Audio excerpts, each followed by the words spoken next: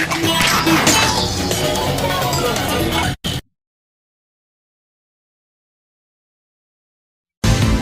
only I had Spidey senses, so I can tell when something's wrong. Oh, and I'm in search to protect this heart from breaking into pieces. Where's my hammer? Where's the shield? All the strength to carry the weight of the world. Fly high into the sky. I'll catch you if you fall. I'll catch you if you fall. Fly high into the sky. I'll catch you if you fall. I'll catch you if you fall. Now, here's your host, DJ Host with the Most. What's going on, everybody, and welcome to the latest episode of Snap Decisions. I am your Snap DJ, your host with the most, and I am on time for once. This episode is actually when it's supposed to be, on a Tuesday. It's crazy. Miracles do happen. And I apologize, like I said before, for it being all out of kilter the last few weeks, maybe month and a half or so. But couldn't be helped, unfortunately, but I am going to get back on schedule. I promise you all that. And this will be when the pod will come out every single week from here on Tuesday. So, so welcome, and let's look at today's agenda. It is not going to be a packed one today because we're in the third week of the month. Not a whole lot of stuff to talk about on this one. We got one new card this week. Well, actually two, but that won't come until the next game mode comes out, High Voltage Overdrive. But for now, we only have one card. So here is what we're going to discuss. We're going to talk about the worst 4 card in Marvel Snap. So the Foul 4, Filthy 4, whatever you want to call it, as voted on by you. So whichever one gets the most comments. And I'm going to shorten this even a little bit because I already know who the winner was. And if you guys don't believe me, you could go and check out all the comments for yourselves and you could see who it was. And then I'm going to get to a poll that I put out there and read the results from that and what keeps the game of Marvel Snap fun for you. So I just put that poll out there, gave it about 24 hours or so. So we'll go over that and find out what keeps everyone playing this little game that we all talk about. We all enjoy playing, I hope. Then we'll go to In a Snap and we'll look at my thoughts on the game this week. Of course, where I am on ladder, didn't progress very far, again from last week because of the fact that the meta was overwhelmingly Gambitized, and what I wanted to play did not mesh with that whatsoever. So when that happens, I tend to get away from ladder, and that's what I did. Talk about variants I've gotten, decks that I played. We'll go to Comics Corner. We'll talk about Caliban. And obviously, we don't have a card for Caliban. So we're going to do that a little bit differently. We'll do some origin story stuff. And then we'll talk about the Horseman things, which he actually was 2 of the Horsemen in that story, the Age of Apocalypse story. So we'll talk about Caliban. And who knows, maybe we'll get an actual card for Caliban at some point. Then we will talk about my book picks for the week. It's very close to getting to be a sad time in comics because my unlimited Spiderman is just about over. In fact, the penultimate episode comes out in this week's books. So going to be very, very sad very soon that is ended. But we'll go over all my picks for the week after we talk about Caliban a little bit. Then we will move on to the MCU Minute and breaking news in the MCU Minute. The Spider-Man Brand New Day trailer is coming tomorrow. So it will be out tomorrow, and it was kind of cool throughout the course of the day today. Of course, Tom Holland came on and kind of started it all. And then they broke it down into little like second bits. So not the whole thing, but obviously probably the beginning of it. And like little, maybe 6-second clips that he actually did. And it was all filmed in other countries, which is pretty cool. So each person in those countries came on and they introduced their own little section of the trailer. Now, this isn't the whole thing. So just in case you're getting confused and you're like, well, that's really confusing because it wasn't the whole thing and it wasn't together. It was all piecemeal kind of stuff. But it was kind of cool how they did it. And then he said, I'll see you in New York tomorrow. So that's where the full trailer will drop. So it is coming tomorrow.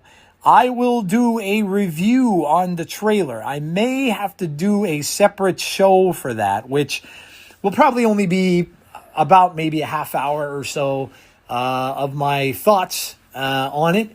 And, we'll talk about like Easter eggs, appearances, that kind of thing. So that should be coming out tomorrow night, I would think. So that's just going to be, like I said, about maybe a half hour little thing to go over that.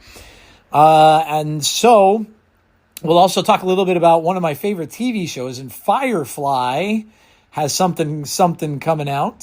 So that's kind of cool. Discuss Disclosure Day's latest trailer as well. And then, of course, I watched the Academy Awards, and I'll tell you why when I get to the MCU minute. And then we'll go to Pixel Perspective, and we have, well, there's not a whole lot of gaming news out there. There is one game that's out there that's kind of taken the world by storm a little bit now. It's a game that came out on the Switch called Pokopia, I think it is. So I had to look into that, or Pokopia, whatever the game. No, it has to be Pokopia, right? That sounds weird. That is actually a little like Animal Crossing, so it's kind of neat. So we'll talk about that. We'll talk about the upcoming games, the doubt by some people, I guess, some fans about Grand Theft Auto, that whether or not it's going to make it out this year or not. And we'll talk a little bit more during that. And then we'll call it a night, and we'll go from there. So this one should be a quick one. Of course, we'll talk about Caliban. I haven't had much of a chance to play it. I only have it in one deck so far, but I did get to watch a couple of creators' videos showing the gameplay for it. One of them was Binks, and in his video, it didn't really seem as if the card was extremely necessary in the deck. It didn't seem like it needed to be there. Alex Kocha also did his review, which I watched. He tried it. I think he was going to try it in a toxic list, but realized it didn't work because of the interaction with Malekith. Because it doesn't work when it reveals after Malekith, it doesn't do its thing because it's the end of game thing, and it just doesn't work. So if you're thinking about doing it in there, you can't have a Malekith in your deck. And I know that's a pretty important card to a lot of the toxic things that are out there. So just be aware of that. But yeah, and then we'll talk about why I kind of ragged on Gambit again. This card is just haunting from all its angles, and it doesn't matter which type it is. It just seems like it's just a card that, well, it's a card that I absolutely despise. And I posted about that, and a lot of people didn't like it. I had people coming back at me saying, well, how can you not like Gambit, or how can you? And I guess to them I would say this: I was never a big X-Men fan. I really wasn't. I never read a lot of X-Men comics. In fact, I didn't probably read my first X-Men comic until my friend who owned the comic book store growing up got me into, well, not growing up. I was pretty grown up at that point. I was, what were we, 20s. But yeah, my friend who owned the comic book store got me into X-Men. And really, that wasn't until like the Fatal Attractions story came out in the years of comics in the 90s, when all the comics were really interested in was making multiple copies of the same book and selling them for what were very fancy covers and stuff like that for more expensive pricing, and it didn't really work out very well, which in turn kind of led to Marvel Comics' demise and them going bankrupt.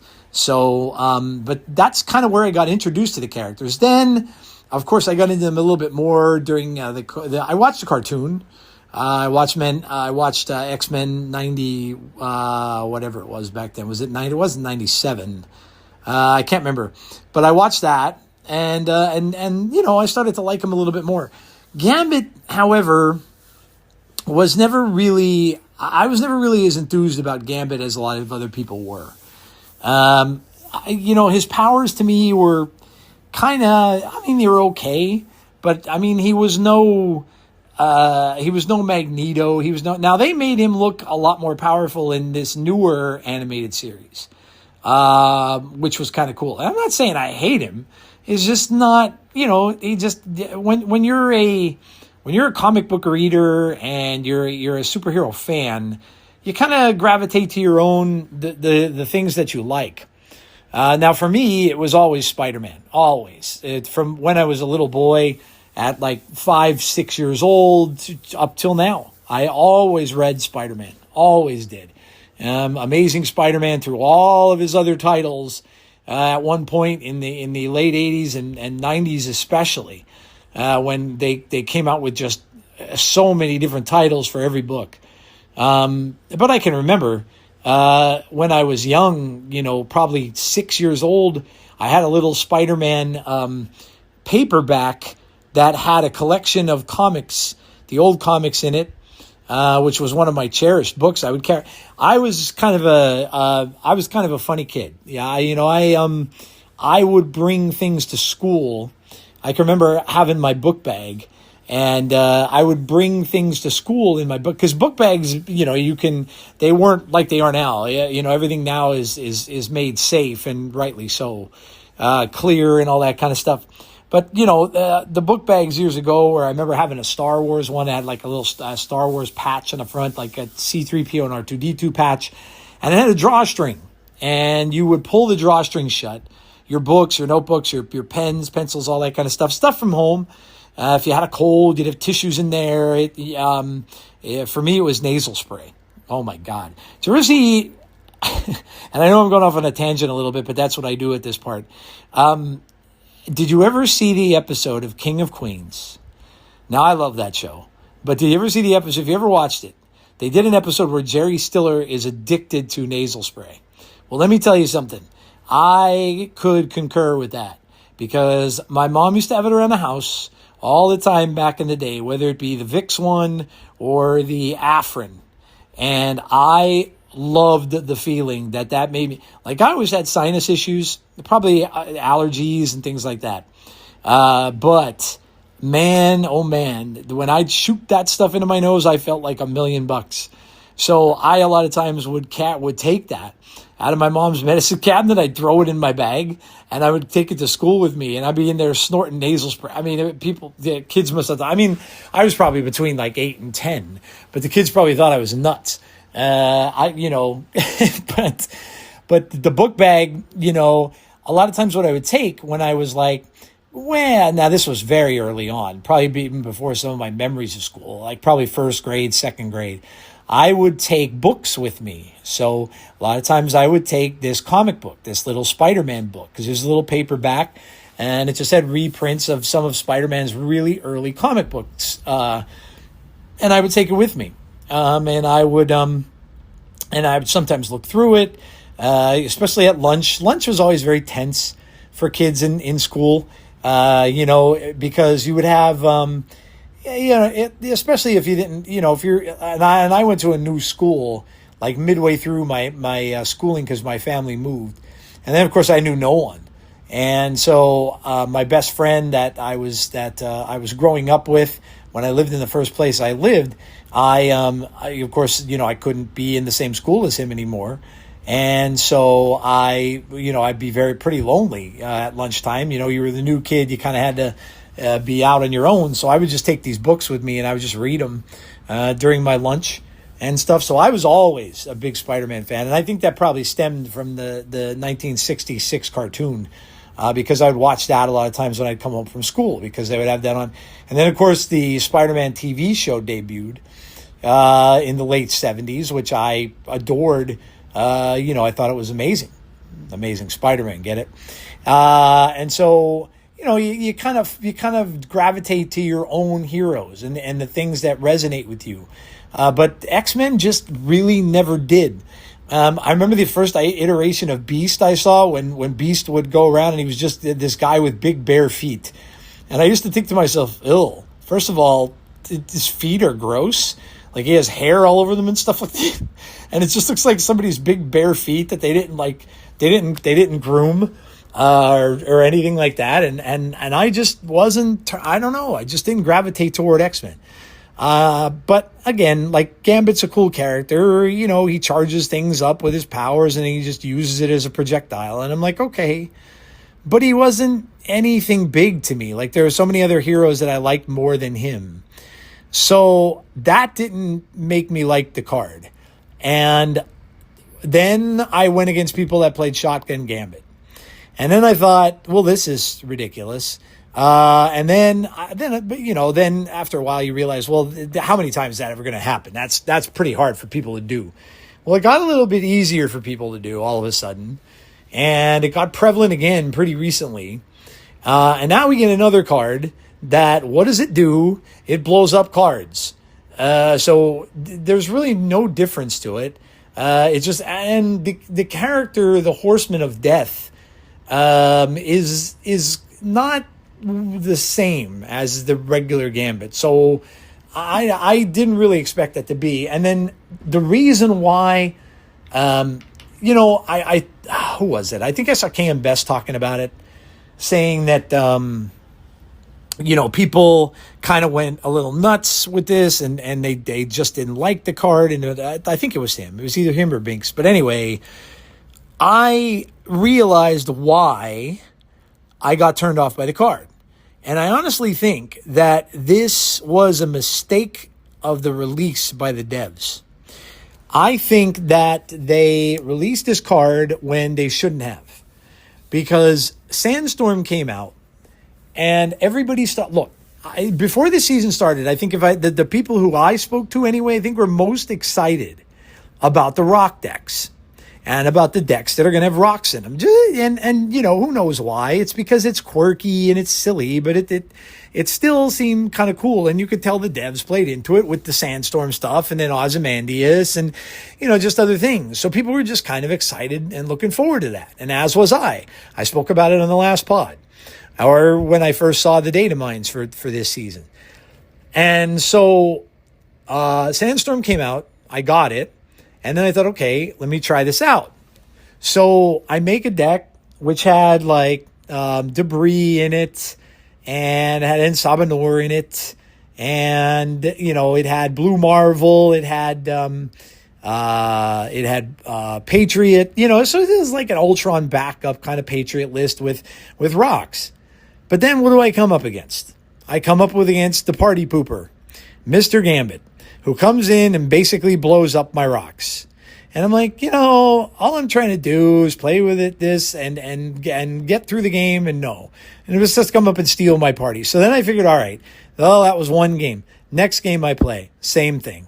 Next game I play, same thing. Next game I play, same thing. I go over to Conquest. I play a Conquest game, Improving Grounds, mind you. And guess what I come across? A Gambit deck. Actually, it was a Gambit deck that would copy itself with Frigga, and that would make other copies, and then it would also have the regular Gambit in there. So imagine the fun that I have had going up against these ridiculously stupid Gambit decks. So I think that really Gambit should have been turned into the last release of the month, because in this way, many times they'll take a card that may be a little bit polarizing. How they took High Evo, or not High Evo. Was it High Evo? No, I don't remember. It was definitely Arishem. But they'll take those cards and they'll stick them in at the end of the month because they figure, all right, well, if this does polarize people a little bit or people get a little bit pissed about it, they're only going to have to face it for a week and then we start a new season. Gambit should have been in that position because let the people play with the rocks. Just let them have fun with it for a little while. It's something new. It's something different, right? And sometimes a game needs something new and different. Instead of, okay, let's just go out there and blow everybody's stuff up with another Gambit card. So I believe that's kind of why I got upset over it. And, because I wanted to play my rock deck. And now, and then I put a post out there. And, of course, Twitter brings out the best thing in everybody, right? And then they'll be saying, well, you could just play Chimera.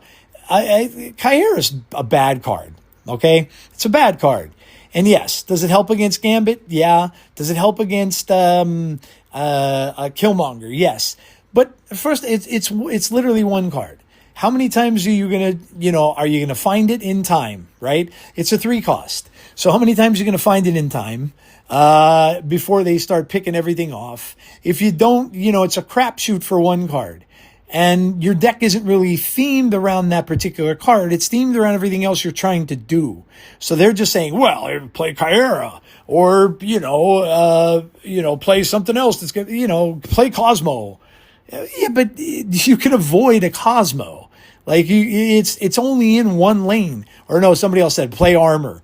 Well, it's the same thing, dude. It's like one lane. It's not going to protect the other 2 lanes from anything. So that's why I put the post out. But the ridiculous things people say, trying to defend the card. I love that, because do you understand? Like, when you do that, when you post on someone's post and someone's obviously a little upset with something, and then you post on the post to defend it, right? What does that make you look like? It makes you, to me, it makes you look like you are a stan of the card. It makes you look like you are you just love this card. You just love doing. And I even put a post up and I said, it's like people watching the world burn. They're the ones that are fans of Gambit, right? That's what I think, And so when you try to stick up for it and defend it without any logic whatsoever, and you just say things like that, well, just play armor, then you're basically just telling me that that you love it so much because it's blowing things up, right? And it's so funny because it all goes back to Destroy. And while I was playing Conquest a lot today, oh my God, does everybody play Destroy? And it's not just little collection levels. Like, some of the smaller collection levels, I can certainly understand it, because that's about, one of the most powerful decks that you could come up with when you're early on in the game.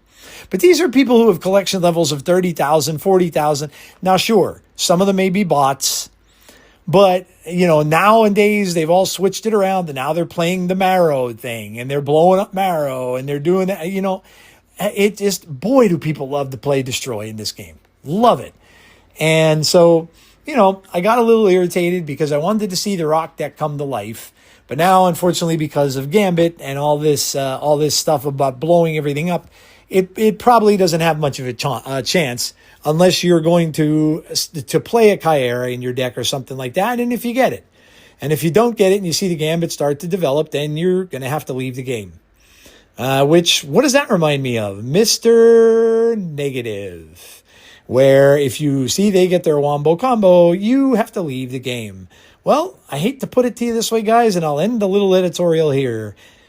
It is no fun when you have to leave the game. And you have to do it quite often because the decks are prevalent. That is not a fun way to play the game, okay? And I get it. It's part of it. Yes, you do have to leave for the 1 cube or whatever like that and everything like that. But that doesn't make it fun. And that doesn't make it a fun thing to have to go through. So there you go. I've said my piece for the week. So my little editorial thing. All right. Well, we're going to go into, now I had the votes, well, not necessarily votes, but I had the posts out for the worst 4 in the game. And I'm going to just I'll pull up my choices that I had here. And I'm not going to go over every one of the posts because it would take quite a bit, because you guys answered, and I appreciate that. And normally I do read every one of them out, and I will, going forward. But for this one, I'm not going to do that because that tends to really lengthen the show. And I will continue to do that. But for this one in particular, I'm not. I already kind of tallied it up. But these are the ones that I put down. I had Hell Cow. Poor cow. I had Jessica Jones. I had Leech. I had Namor. I had Rescue. Spider-Man Noir. Warpath. And Zombie Captain Marvel as my list for the Bad Fours. Now, it was pretty close, I will say. It was pretty close. The second place one... Well, let me go. I'll go 3, 2, 1. Okay, so the way it turned out, that the number 3 that came in was Rescue. So Rescue was the number 3. Number 2 was Warpath. And rightfully so. I mean, again, you never see that card played unless it's a bot. And the first one, so the one that was the worst 4 card, voted on mostly by you guys, and I had to even use a little bit of a tiebreaker because it was very close between Warpath and Namor. But the tiebreaker was the answers I got over on Blue Sky, and that broke the tie. And Namor is your worst, the foulest, filthiest 4 in the game. And pretty much why you all mentioned it was because that it was supposed to be a lane winner, right? And unfortunately, with the way the cards are nowadays, with the much bigger cards and everything like that, it just can't do that. It can't win a lane all on its own. So that was the reason why that you listed it for the most part, is that it can't do its job. So how do we fix Namor? I mean, obviously he gains a +5. Fix him and just raise his power, right? Make him a 410. And then if he is your only card here, he becomes a 415. I think to me that would be pretty evident of his power. People don't realize how powerful this dude is. First off, one of the most classic characters you will ever see in Marvel. He has been around since I think the 40s and 50s in comics. He started off as the enemy of the android Human Torch. That's how far back he goes. And then, of course, he transitioned over to the Fantastic Four. So he has been around for a long, long time and extremely powerful superhero. So, and as since then, he's gone to the good side. He's one of the, what are they? Man, now I'm going to forget. Oh, the Marvel heroes that are like, it's Iron Man, it's Captain America, it's Mr. Fantastic. I forget the name of them. But anyway, he's one of them. Basically one of the most looked up to heroes in the Marvel universe, and one of the longest ones that has been around. So he really should get a better card. Now I know he's getting a card data mined for the beach thing, which is okay, I guess, but I still think, sorry, I had to get a drink. I still think, drink of choice, Diet Cream Soda. I still think he should be really good. And, now we're getting him in the Doomsday film. Obviously, he was in Black Panther 2. And so he's going to be around. And he is an extremely powerful hero and should be treated as such. So making him a 415 if he's alone in a lane, you can even go higher if you want to keep him with this ongoing. Now, because ongoings can be buffed. So that's a possibility, right? You can always buff him with Spectrum at the end of the game a little bit, and things like that. There's other ways to do it. But, I think a 415 is pretty solid, but even that, when you think about it, Fin Fang Foom is out there who you could just throw him in the Namor lane and then he just doubles Namor's power. So I don't know. He may just need a rework. But they really should do something with this card and make him better. And I get it. They'll use that same thing where, yeah, he's an early card. You get him early in the game and stuff. And if he's like this and he's super, super powerful, then everybody's going to play him. But I don't know. Listen, at this point in the new game experience, maybe a powerful card isn't a bad thing. Maybe it's not a bad thing, because maybe then they can use these cards to climb a little bit on ladder. And even if they get up against someone that's playing with cards that are better a little bit than theirs, they could still climb a little bit if they have him. So I don't know. These other ones, I really don't know how to fix. Warpath maybe should just drop down in cost. He's definitely not worth a 4 cost. If he was a 2, if he was a 2/5, and if any of your locations are empty, it's +5, then he's a 2/10, right? That's pretty good. Or even a 3, for that matter, 3/10. If you want to mess with his power a little bit. Spider-Man Noir, he's kind of new. It just seems like maybe it should be, maybe now that we have objectives, he should change to an objective instead of some sort of objective instead of that on reveal, because it's complicated and confusing, and it's just weird. Rescue on reveal, if you play a card at this location next turn, +5. She can pretty easily be a 4/9. It's just that nobody plays. And again, what I would maybe do here is maybe just lower her cost. Lower her cost to a 3, make it a 3/5. We've seen some pretty decent 3/5s. And then if you buff it, she'd be a 3/10. And it's not hard to do. Again, or keep it maybe the 3/4, and it could be a 3/9, which is still pretty decent. And I don't think that would really wreck anything with it. Leech I only had in here because of what he is now.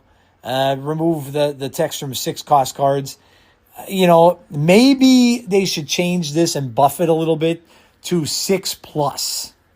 Because he then would become a Fin Fang Foom stopper. Right? So maybe make it in where you move the text from 6 cards, 6 or more cost cards. Right? Now that would also kind of wipe out death a little bit. So maybe you'd have to kind of do something with that. But I think having a defense against Fin Fang Foom would probably be okay, and I think a lot of people would probably play this again. Jessica, if you don't play a card at this location next turn, +5. Again, with her, I'd lower her cost to 3. Make it a 3/5, and then she'd be a 3/10. Look, Jessica Jones is pretty powerful. If you've watched the Daredevil series, you see that. She's a pretty powerful hero, so, and especially with her coming back now, probably kind of deserves to have something changed. So maybe just lower to a 3/5. Hell Cow, I mean, it's an activate now, so you can still kind of control it. But again, I think this just costs too much for what it does. I'd make this a 3/6 instead.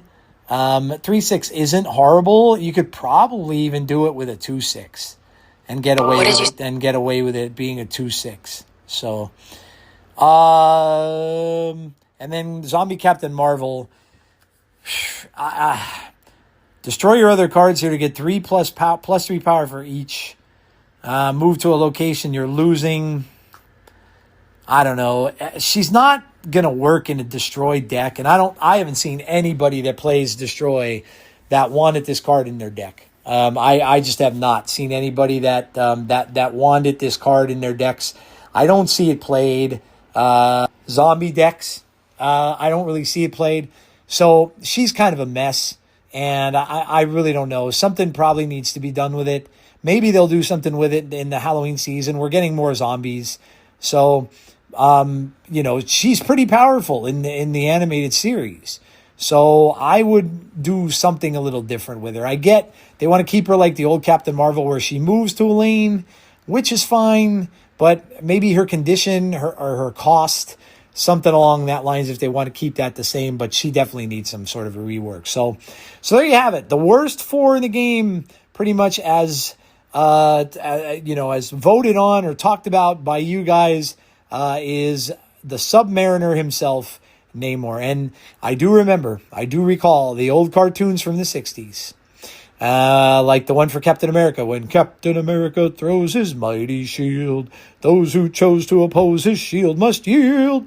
And I remember the Submariner one a little bit. And I just remember the ending part of it, and it goes, Namor of Atlantis is the prince of the sea.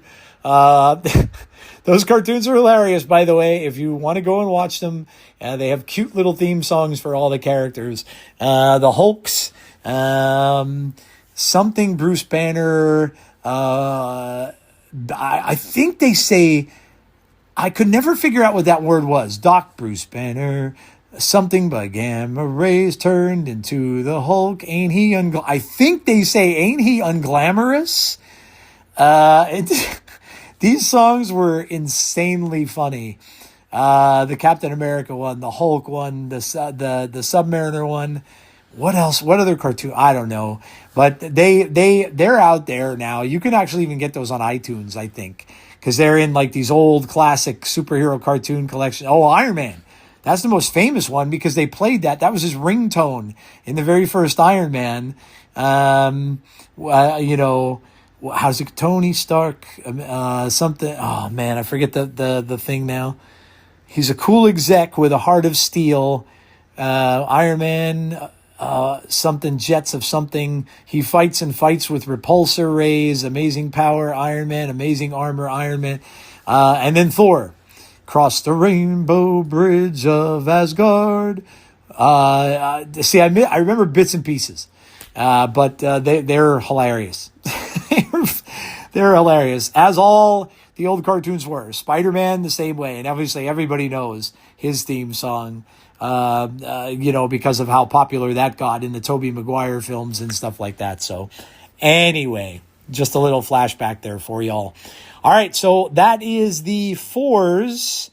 And now we're going to go over to the pool, not the swimming pool, the pole we're going to go to, that I put out on the X machine today. And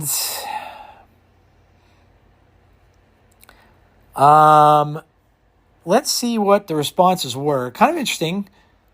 And the poll that I put up was, what keeps you playing Marvel Snap? If the answer isn't listed below, please comment instead. So that's what I put out, and got about 30 votes, 30, 40 votes, so thank you for that. It was only out for a day. The longer you leave these out, the more it gets. But this is what I put down. I have overall gameplay. I have Marvel content. I have love for the game. And I have the weekly new cards. Okay, so they were the four things. Pretty overwhelming. Well, no, I shouldn't say overwhelming, but the overall gameplay won at 39%. The Marvel content came in second at 29%. You guys are awesome. I'm so proud of you for saying that. The love of the game comes in at 21%. And then lastly, the weekly new cards. Now, I found that very odd. Like, is it because of the expense that people attribute to the new cards? It's kind of crazy, right? Like, people aren't expecting the new stuff, which to me is very like odd and crazy. But I found that to be very odd. I didn't expect that. I would have thought that the new cards would have been up there. Now, maybe not overall, but I would have thought that would have been like second. But it is dead last, and 11% of the people who answered. So it's very low. And here's some of the comments. Reviews from the Tub says, here's the one thing no one will say or believe. We're addicted. And then he put a little article here. It says, games use a combination of psychological tricks, engaging design mechanics, and biological reinforcement to keep players engaged and returning.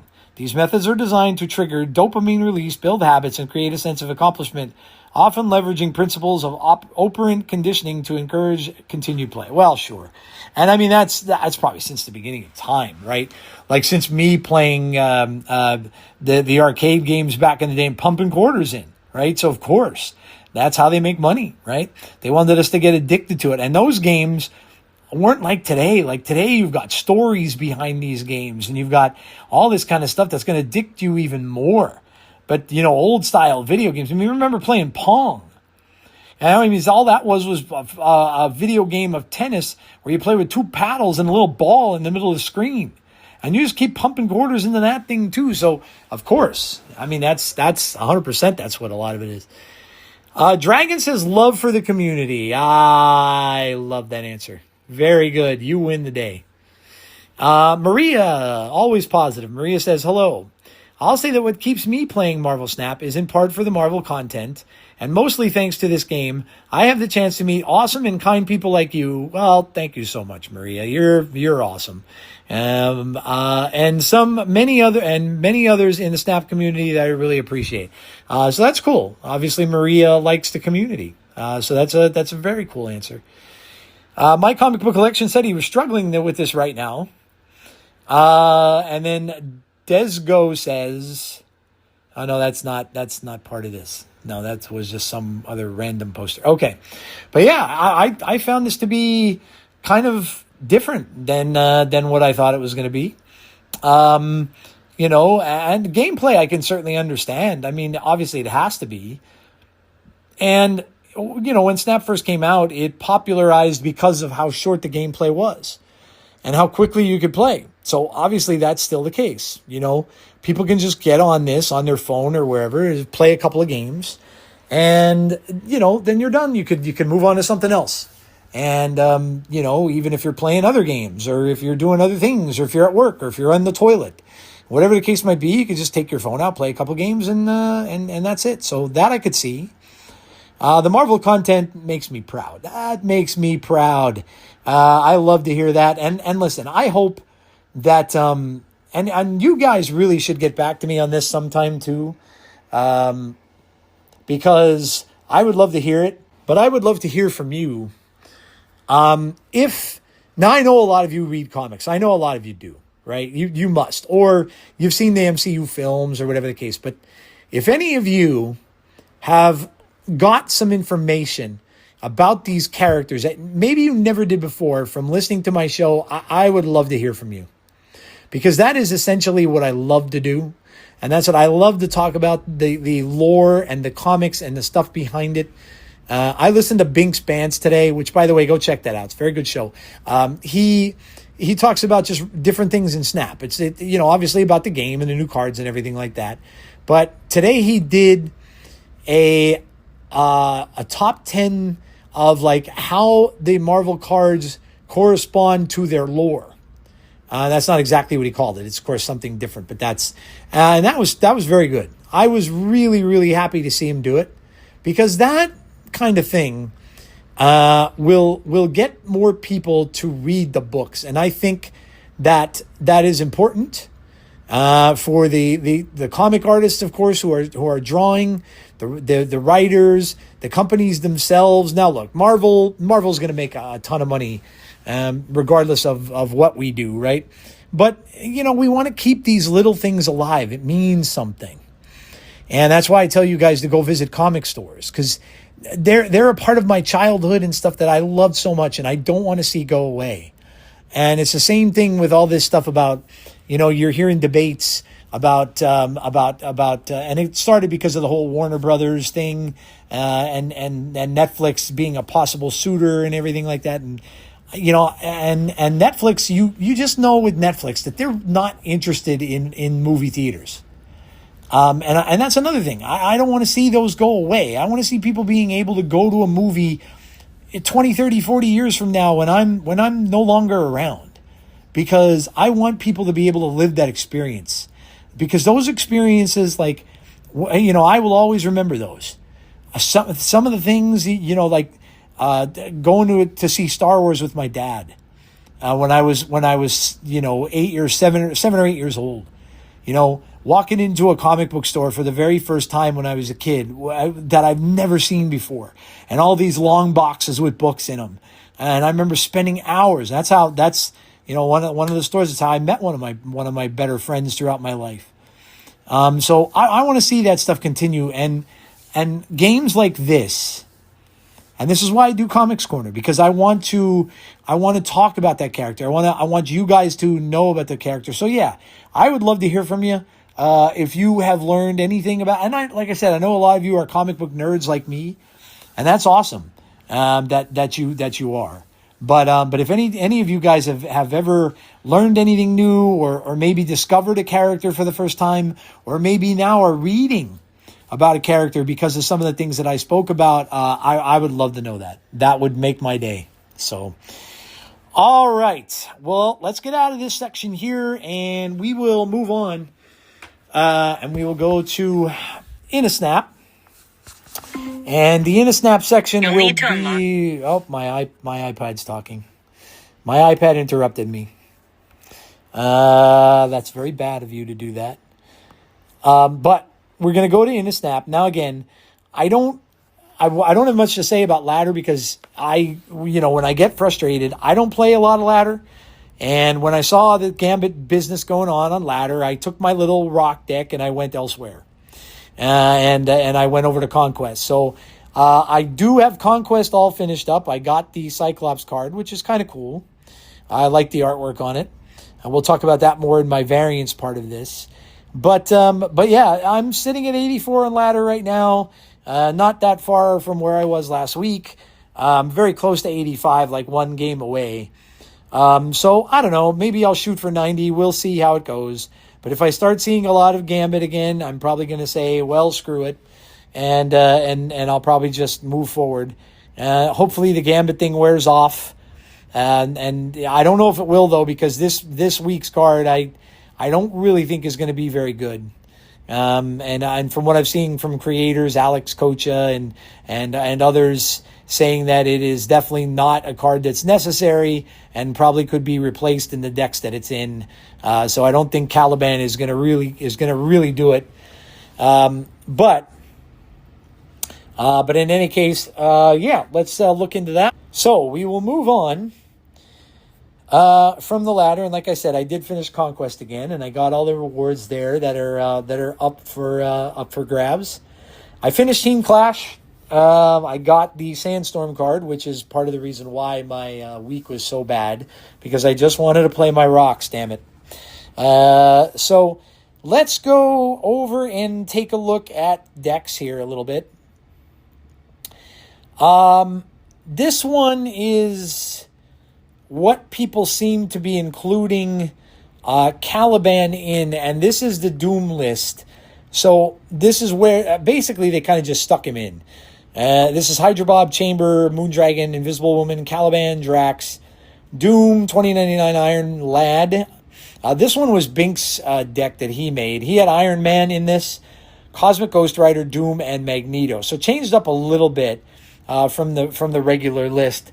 And I watched him playing this a little bit. Do I think that this is better than the Doom list?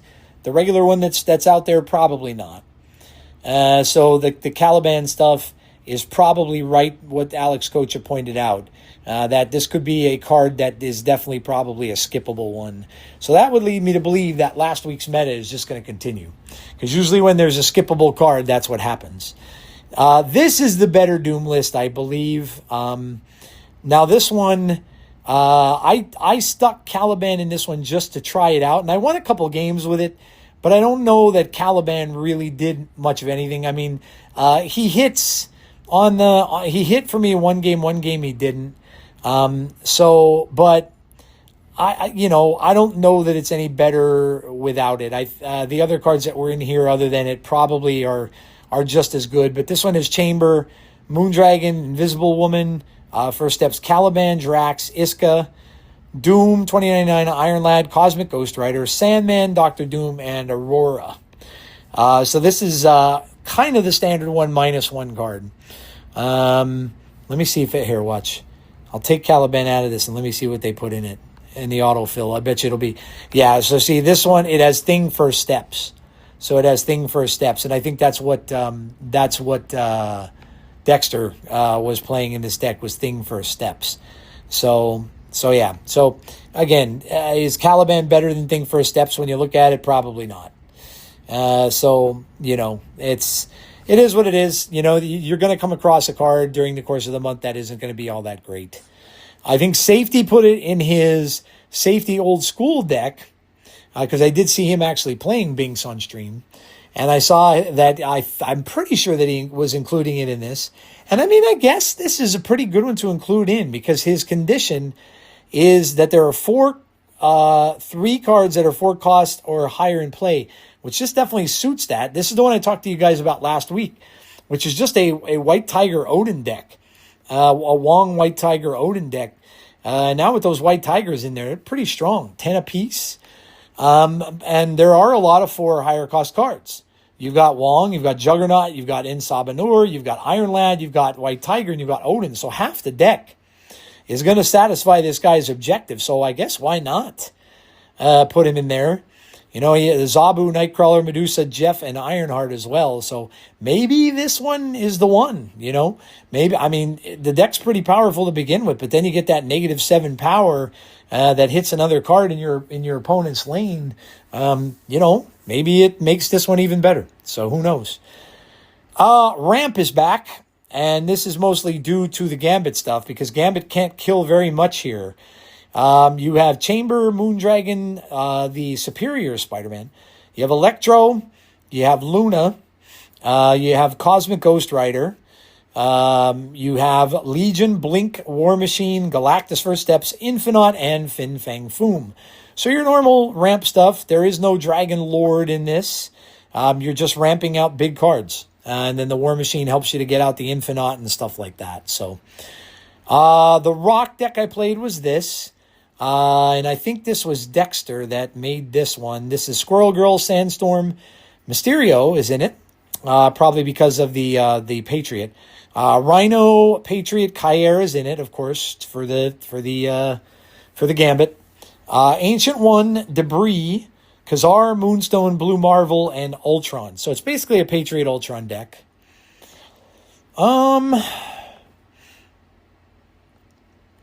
And then I've been still playing this one, man, and it's still winning for me. It's the Galactus, the OG, but they're both in this. It's a Chamber, Jennifer Kale, Electro, Luna, Wave, Blink, OG Galactus, Eliath, Red Hulk, First Steps Galactus, Fin Fang Foom, and Death. And this really comes down... What this deck comes down to is if you know that you get Galactus in your hand early on with something like a Luna or a Wave, you're pretty well set. You could snap.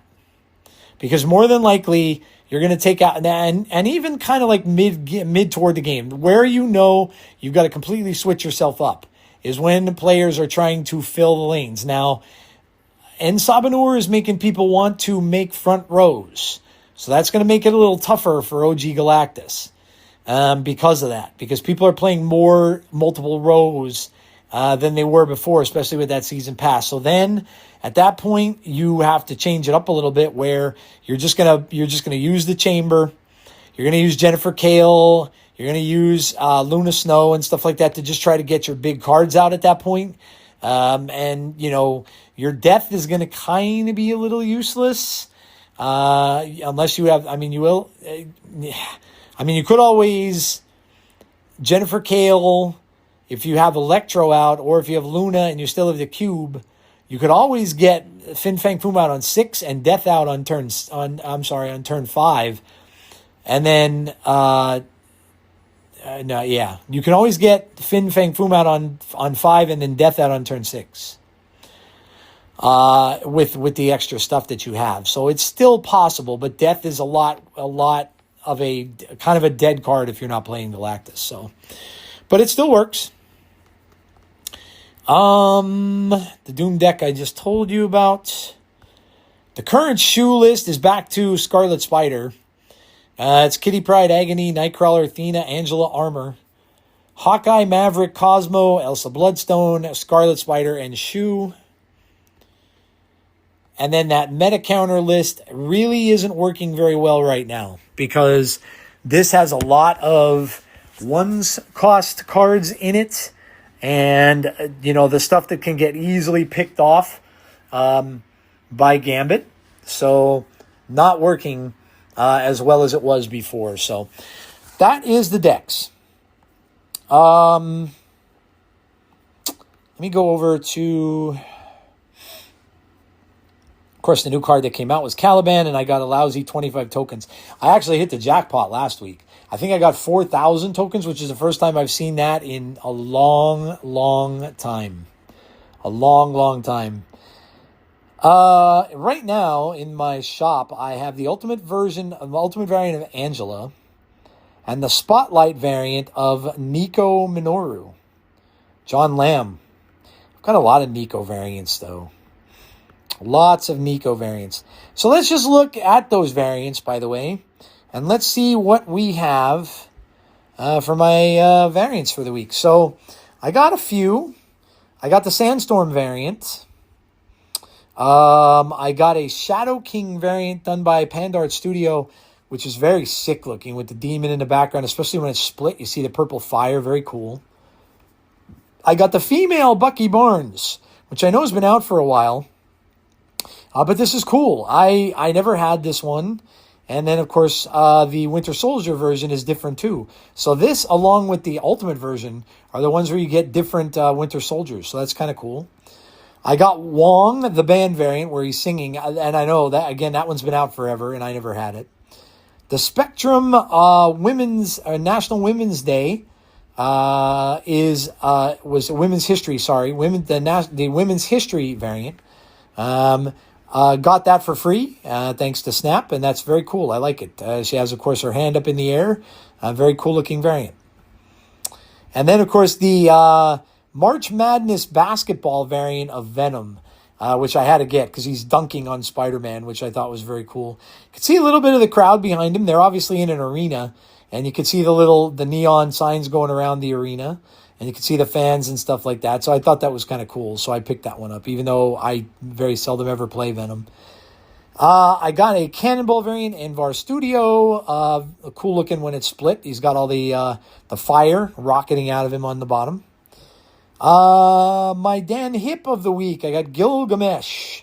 And I did get that for free from one of the things that I opened on the bracket there. Because I am collection complete on 700 gold variants, so I always get them free. And then, of course, the Cyclops is from Conquest, and that is the Trado Moore variant of Cyclops, which is cool. It's like an animated style variant. And I got the Ensabanor at the end of the monthly season pass track. I got the Ensabanor, so it's a System Studios variant of him, which is also pretty cool. So they are my variants that I got this week, and the decks that I've been playing, and all that good stuff.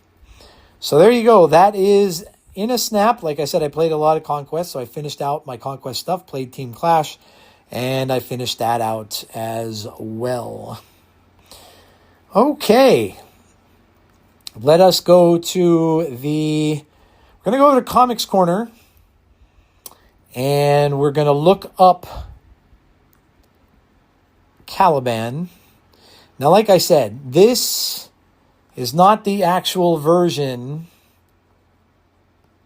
This is not the main version of Caliban.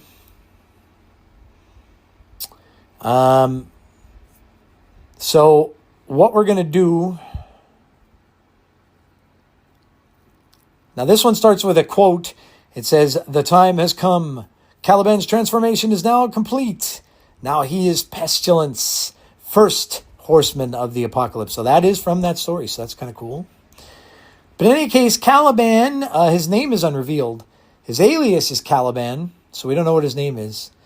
Aliases are Death, Hellhound, Pestilence, Test Subject 22. Affiliation and relationships. His group affiliation is the Morlocks, formerly from the X-Men. Cyclops is X-Force, Cable's X-Force, Horseman of the Apocalypse, and X-Factor. He is single. Physical characteristics, he is male, 6'8" currently, 5'8" originally. So he's grown a lot. Weight is 275 and 150. Eyeballs are yellow, no visible irises. He has no hair at all. His skin is white and purple tint. He has claws and fangs. Mutant later augmented by Apocalypse on his celestial ship. His identity is secret. He is American, however, Krakoan. He's an adventurer, former terrorist, and scavenger. Base of operations was Krakoa and the Pacific Ocean.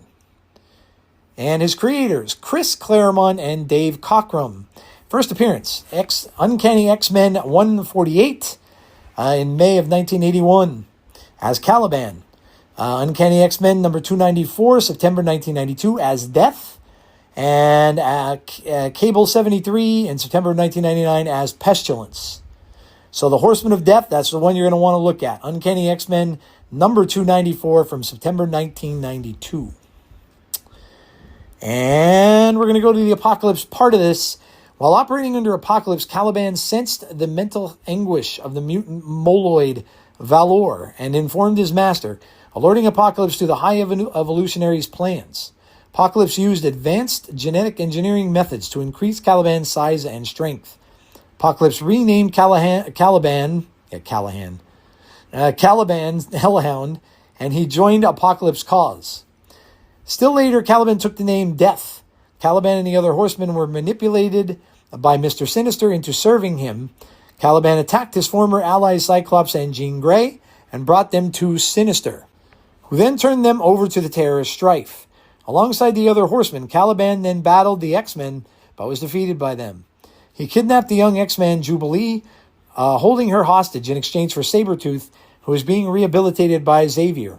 Shadowcat accompanied Sabretooth into the Morlock tunnels. There she was left to die after they encountered a giant subterranean squid. After rescuing Pride, Caliban faced Sabretooth in a brief yet ferocious fight, which resulted in his face being scarred before he fled. Of course, he returned to the Horsemen. Returning to Apocalypse, Caliban was reshaped into the Horseman Pestilence. At Apocalypse's behest, Caliban successfully captured both Cable and his alternate reality brother, Nate Grey.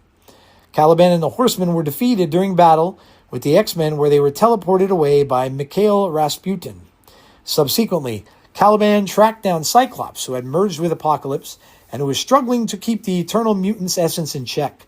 Psyche became dominant and released Caliban from his service. By that time, Caliban had once more begun reverting to his original naive self, and his intelligence faded until he possessed only a simple animal-like mind. So there you go. That is all the Horseman stuff with him. Now, like I said, that's not the original Caliban, and we may get an original Caliban card at some point. His powers: he has mutant sensing. Caliban is able to psionically sense the presence of other mutants within a 25-mile radius of himself. He once proved he was capable of detecting mutants who were further than 25 miles when he detected the powerful moloid mutant Valor's psychic scream at the other side of the planet. This mutant was powerful, but his powers could only have been sensed by more sensitive people.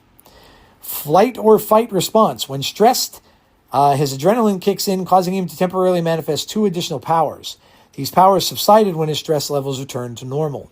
He has superhuman strength, fear absorption, and projection. Was able to absorb the psionic energy in the fear from others and amplify it back into his environment.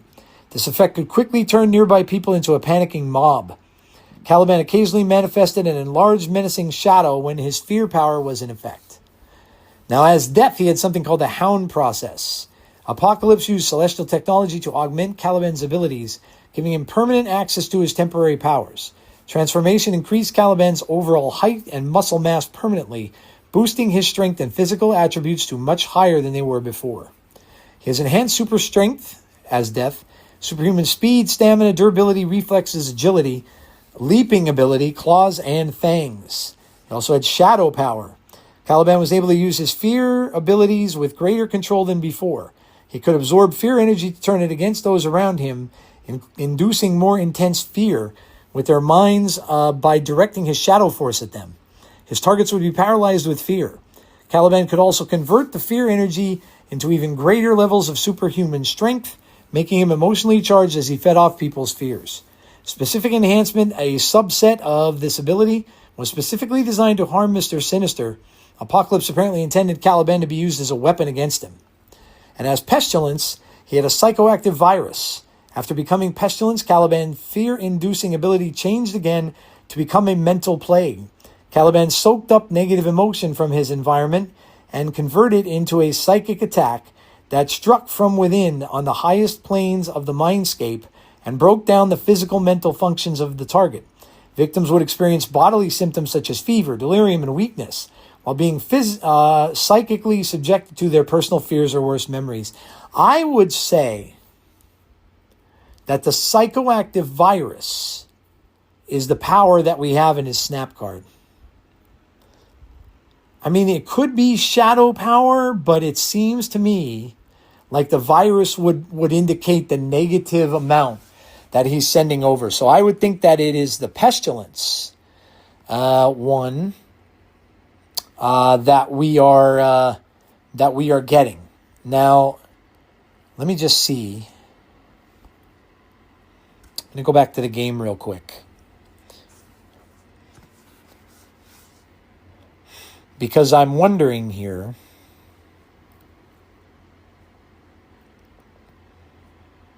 if the game decides to open for me, maybe. Come on. What you doing? The game is not cooperating. So I'm going to close it out. I'm going to try to just reopen it from the start here. Bear with me for 1 minute. I just want to satisfy a curiosity. There we go. Now it is. I think I had it open in 2 different places. I think that's why it happened. Gotta love the new tech. All right. Let me go back to the cards. Oh, duh. Okay, I didn't even read it. It is the Horseman of Pestilence. So yeah, duh, of course that is. So he's the pestilence one. So good job, second dinner, and bad job to me for not reading the entire card. So that is where he gets that from. Obviously that disease is what he's infecting the opponent's cards from. So there you go. So that's very cool. All righty then, we're heading over to the Marvel Unlimited app. And what we're going to do, because they're not going to have him in here. They're going to have him alone by himself. So what we're going to do is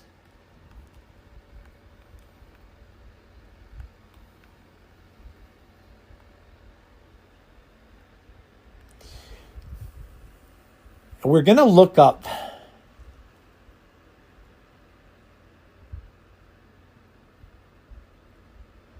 these. So I'm going to look up Age of Apocalypse. Wait, let me just see something really quickly here again. I should have a standby mode, right? I should have something that says, please stand by. We are having technical difficulties. Please stand by.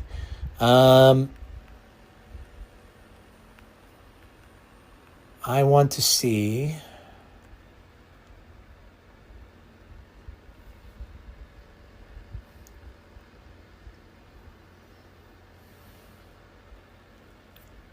Okay, so sorry guys, I apologize for the delay. But you can tell I'm unprepared. Or you can tell I'm doing something on the fly.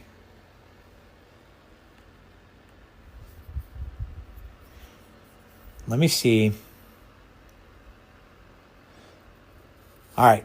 So what I'm gonna tell you to do here is I'm going to tell you where to look. So this is just for the Apocalypse story altogether. So there is X-Men Before the Fall, kind of recently, Heralds of Apocalypse from 2023. There's the Age of Apocalypse one-shot from 2005. Rise of Apocalypse from 1996. Uncanny Avengers. We also have X-Men Before the Fall, Heralds of Apocalypse #1. Or is that the same? Oh, that's the same one.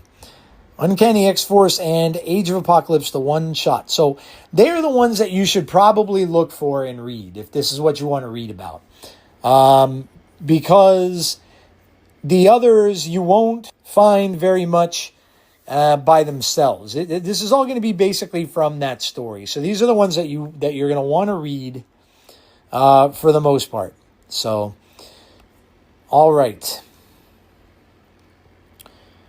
Okay, so let's look at the book picks for the week. And I'm going to go with the list of new books that I have in the app. And of course, this is the Marvel Unlimited app, $9.99 per month. Not a better $9.99 you can spend if you want to get all the Marvel comics that you ever would want to read. So this week, we have Miles Morales' Spider-Man, Brooklyn's Finest. That is issue number 10. That is exclusive to the app. That does have a lot of exclusive books. The Marvel Knights Punisher, number 3. This is very good, very violent, very bloody, very Punisher. The Amazing Spider-Man is up to issue number 17 on its new run. Kind of weird. He's out in space. They're going in all different directions with the story. Not my most favorite story. It's just very, very odd. It goes in all different places. And I'm kind of enjoying the other Spider-Man books that have been coming out recently. Besides this one of which is coming to an end in just 2 episodes, and the latest one comes out this week. I'm very sad. Long Shots, issue number 3. Unremarkable X-Men is up to issue number 3. The all-new Spider-Gwen, the Ghost Spider, is up to issue number 5. Also exclusive to the app is X-Men Infinity Comic, issue number 10. Nova Centurion, issue number 2. And here we go. Ultimate Black Panther, issue number 23. Ultimate Wolverine, issue number 12, and Ultimate Spider-Man, issue number 23. There is 1 issue left. I am very bummed by that. 1 issue left. Sad. Spider-Man and Wolverine is up to issue number 8. Spirits of Violence up to issue number 3. Sinister 6 up to issue number 3. New Avengers up to issue number 7. Iron and Frost, up to issue number 3. The new Hulk book I told you guys about, the horror sequel to the other horror Hulk book. Infernal Hulk is up to issue 2. Han Solo, which I'm liking this a lot. Hunt for the Falcon, issue number 4. The End of 2099 from 2025. So that's kind of cool. The End of 2099. So that's got, it looks like you have Spider-Man 2099, the X-Men 2099, all in that. So that's cool looking. Marvel Mutts, if you like the pups. And then the rest of it is all just old Punisher stuff from the 80s. It looks like 1988 and 1993. So some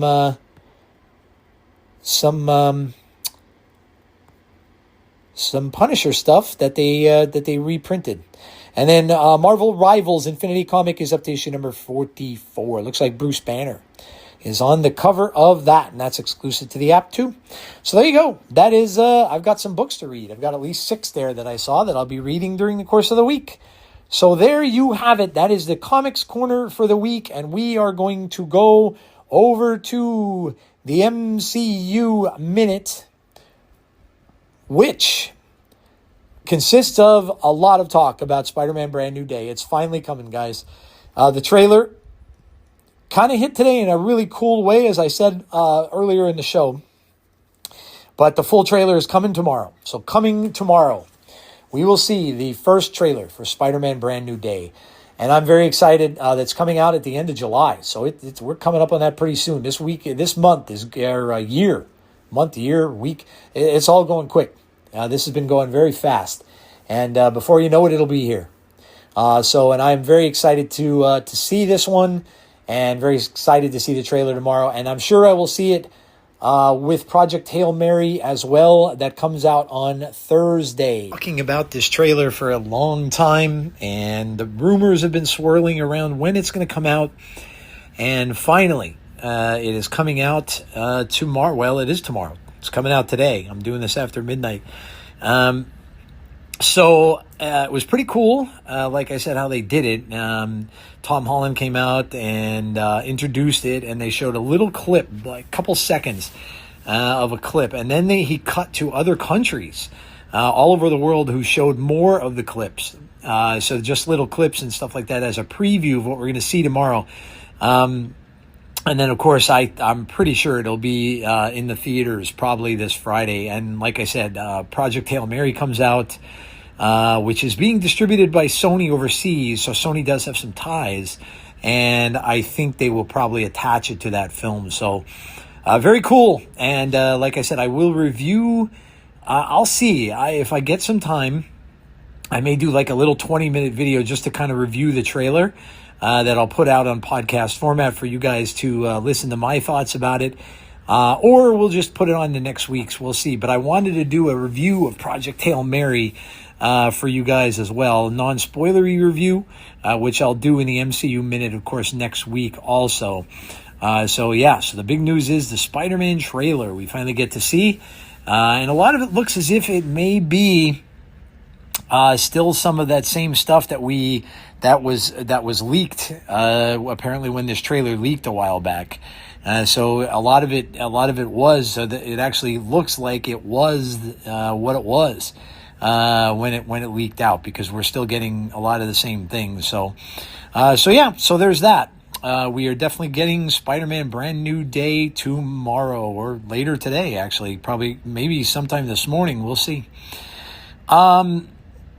We also had Daredevil Born Again Season 2. Now, the review embargo has been lifted on that. There's some reviews out for it, and the reviews have been stellar. They're saying that this one is much, much better, much more organized and stuff than the last one we got, which I know some people were kind of up and down on. I enjoyed it, but some people were kind of up and down. And it did feel a little disjointed to me. But that's to be expected, I guess, because they did fire the writing team. And so it could have been disjointed because of that fact. But I also thought they kind of killed off Muse a little bit too quickly. But in any case, they said this one is stellar, and they said it really has vibes of the first season of this that came out on Netflix all those years ago. So that's good news. And they have a couple trailers out for that now as well. So there is those two things. We also have this Lego Batman. We'll get to that in a Pixel thing. Some other news here about another TV show that I absolutely used to love. One of my favorite sci-fi TV shows of all time that ended up becoming a movie later, but Firefly. Nathan Fillion, who of course plays Captain Mal, says the animated Firefly series is in development with the regular cast coming back. The animation looks pretty cool for it, and this is very neat. It says an Firefly animated series is in the works. All of the main cast are expected to reprise their roles, so that's very cool. Love that show. I love the movie Serenity. Was really what got me into it, because I didn't really watch the show much, and I knew a lot of people that did watch it when it first came out and loved it, and I never took the time to watch. And then when I saw Serenity, I had to go back and watch the entire thing, and I absolutely loved it. It's like a space western, is the best way to describe it, and it is phenomenal. And it's cool to see that they're coming back. Obviously, the actors are getting up there in age, some of them, and this is a good way to do it if you want to bring something back nowadays, especially with what they can do with animation and things like that, and make it look how it looks. So that's exciting. What else do we have? Oh, the Darth Maul series looks outstanding. Man, I'll tell you, Star Wars really has had a rough time of it, and I don't think Grogu and Mandalorian and Grogu is going to dig them out of it. I really just don't, because I kind of think, especially for Star Wars films, now maybe for kids, like younger kids and the appeal of Grogu and stuff, but Star Wars fans in general, I just don't think that they're going to that's going to bring them out of the Star Wars doldrums that we're seeing with that movie. I just don't think it is. It just looks to me like it's long too. It's like 2.5 hours long, and it just looks to me like it's just a continuation of the show. Which, I mean, I'm fine with that as a Star Wars fan. I'll probably enjoy it, but I really don't think that that's going to be. I think the Starfighter one that has Ryan Gosling in it, who is such a hot actor right now, and this Project Hail Mary is going to make him even hotter, in the business. I act like I'm in Hollywood. But I think that's where it's going to take off, because that's one that's not a sequel or anything like that, or a prequel. It's just another new Star Wars film, which I think is what we need. But this Darth Maul series and the animated one looks outstanding. The trailer is out, and from the trailers I've seen and stuff, it starts on April 6th on Disney Plus, and it looks phenomenal. I cannot wait for this. And the schedule, it's episode 1 and 2 on April 6th, 3 and 4 on April 13th, 5 and 6 on April 20th, 7 and 8 on April 27th, and 9 and 10 on May the 4th. So may the 4th be with you, obviously, which is very cool. So, I think that's going to be outstanding. Looks really, really, really good.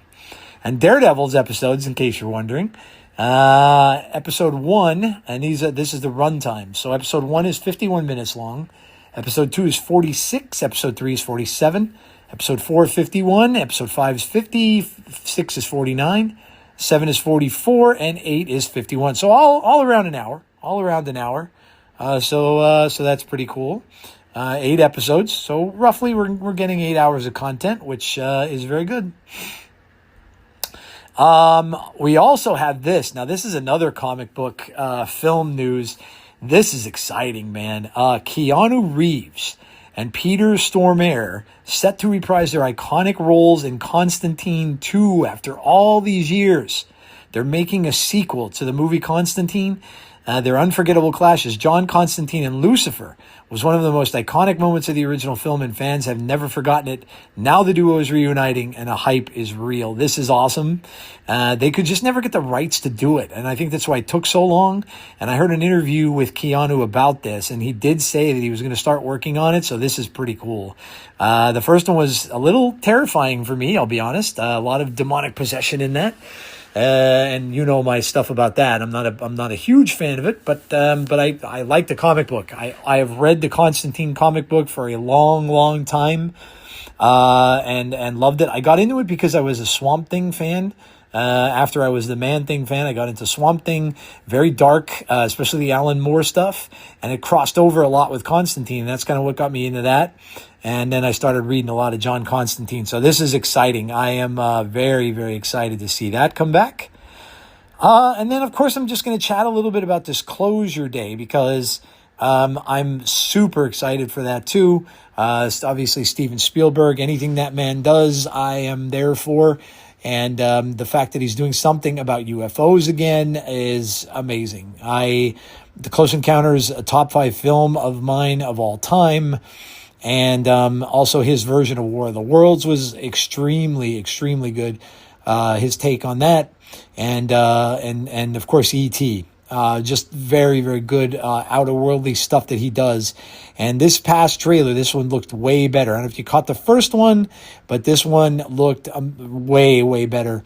And it shows the alien ship coming through, and a lot of people are assuming now that this could be a quasi-sequel to Close Encounters. If it does turn out that, I will be more than over the moon about it.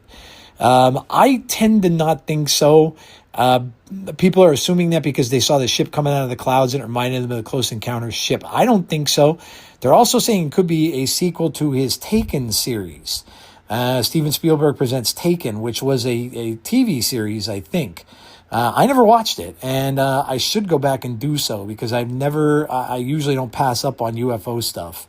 But I don't think it's going to be either one of those things. I think this is about the disclosure stuff that we've been hearing because the whistleblowers have come out of the government that are talking about this, that there's going to be a disclosure day. They even called it that said they're going to disclose that aliens are real and they're going to have to tell the whole world about it. And I think that this is what this is kind of playing on. And I think that that's what it's going to end up being. But we'll see. Either way, I'm all in. It could be one of my favorite movies of the year, and that's even including all this stuff, the Spider-Mans, the Avengers, all of that I'm going to be going to see. It could be one of my favorite films of the year, if not my favorite, depending on how it goes. And I can't imagine Steven Spielberg's going to miss on it because, he's just an absolute genius. So the last thing in the MCU Minute, I did watch the Academy Awards. And I watched it primarily because there were some horror films that were up for things. We had Weapons. The actress in there did win Best Supporting Actress. Aunt Judy was her character. I can't remember the name, but she ended up being a witch. Spoilers. And she was also in the movie Uncle Buck from years and years ago with John Candy. She was John Candy's girlfriend in it. So good for her. That's awesome, winning an award all these years later. And always very cool when horror wins some things. And, of course, Sinners, which was excellent, by the way, won a bunch of stuff. Some even thought it was up for Best Picture. It did not win that. That was the Leonardo DiCaprio film along with Sean Penn. I can't remember the name of it now. All I know is that it looked interesting to me. I might end up having to go and watch it, but I forget the name. But anyway, I watched it. There were some cool moments. Really nice tribute to, Barbara Streisand came out, the singer, of course, actress, came out and did a really, really wonderful tribute to Robert Redford. But Rob Reiner, of course, who died tragically, him and his wife. And they did a very, very nice tribute. Billy Crystal came out. Of course, he was in his movie. One of my wife's favorite movies with Billy Crystal and Meg Ryan. I can't remember. I've seen it so many times because my wife's watched it so many times. But in any case, he did a lot of great movies through the years, and did Misery, actually. Stephen King's Misery was one of the films he did. And from what I understand and from what I've read about him, he seemed like a very well-respected, very nice man. When Harry Met Sally, just thought of it. But, he did a lot of those comedies and stuff like that through the years, and many films, and just very tragic how he was killed, and a lot of the actors came out and stood in a line and spoke about him and stuff. So it was a very, very nice tribute that was done to him. And like I said, I haven't really watched the Academy Awards. I don't usually watch them anymore, but I do like the 10 film thing instead of just 5, because it does seem to include more and give more films and genres a chance to possibly win the award. And I'll definitely be checking it out next year, because I'm sure that with all the ratings, the amazing ratings that Project Hail Mary is getting, I would bet it's going to be one that will be up for the award next year. Chris Evans and Robert Downey came down, actually, as presenters. And due to that, a lot of people are assuming that we may get a trailer for Avengers Doomsday very soon, coming in May, and that is because it is the date of the anniversary of the trailer likely to be released on May 4th at the 2026 Oscars. Chris Evans and Robert Downey Jr. mentioned the 14th anniversary of the Avengers on stage. The first Avengers movie was released on May 4th, 2012, exactly 14 years before May 4th, 2026.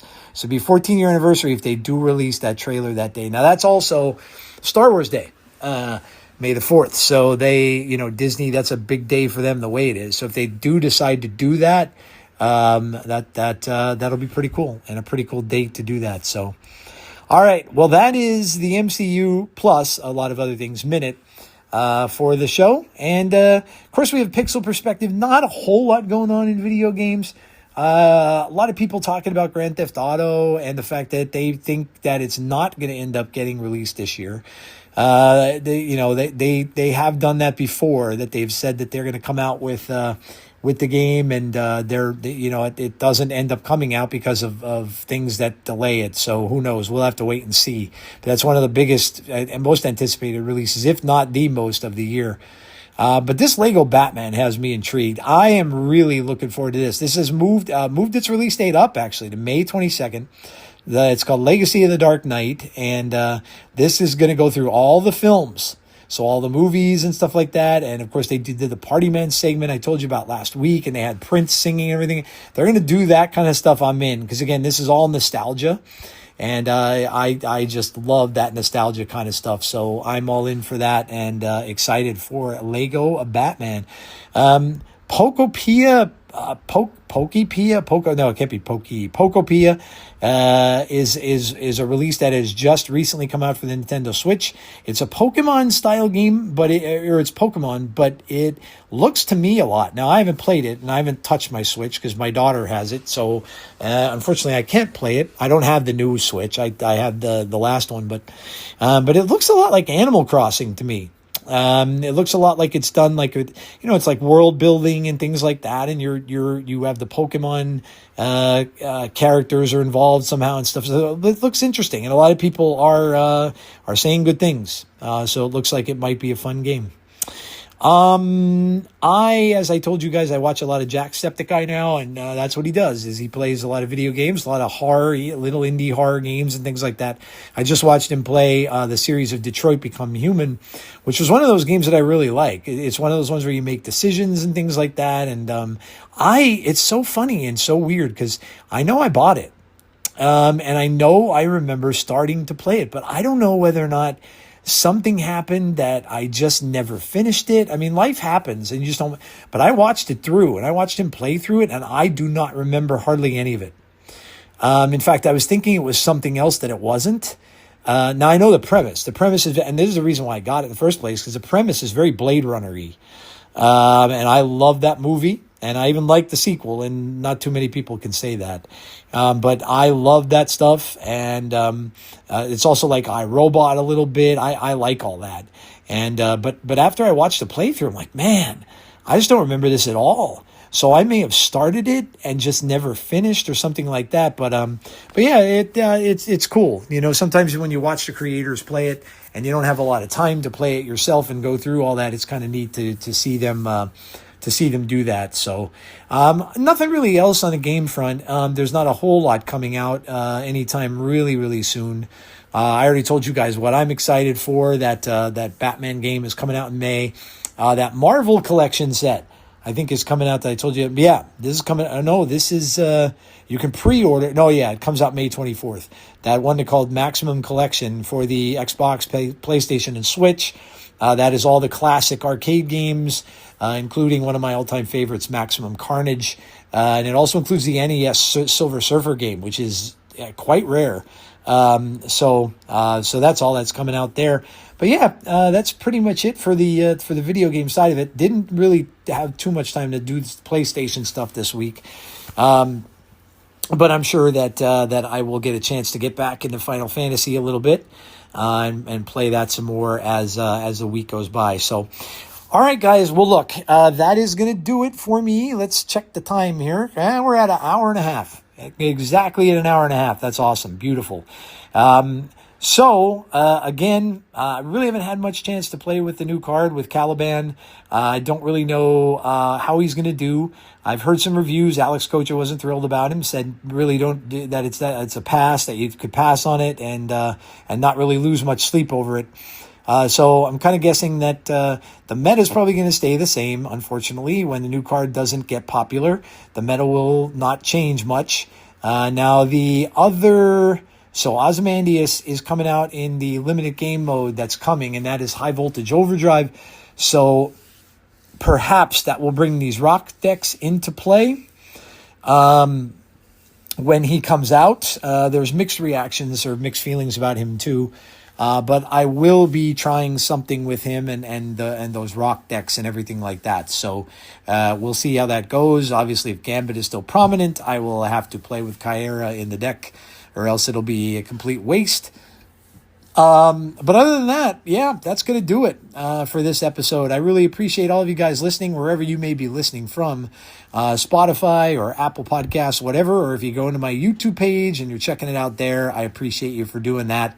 Also appreciate you all for responding to the survey and responding to all of the worst cards things, which I will have the choices for the worst 5 card. We're up to 5. The worst 5 card in Snap.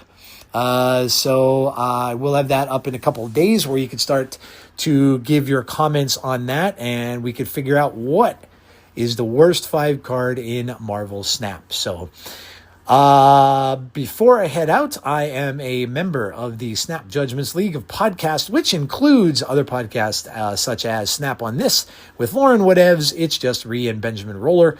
Always a fun pod, comes out every single Friday. They do card reviews. They do Secret Homework, which is always fun. They talk about other games and all that kind of stuff on there too, so make sure you go check them out.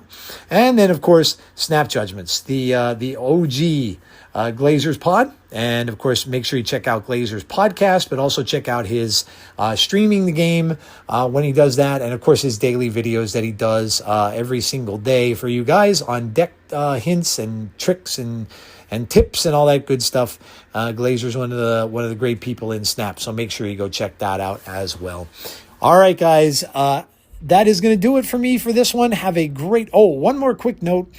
Now, I did on the last one, just because it was that special one, that makeup pod that I did.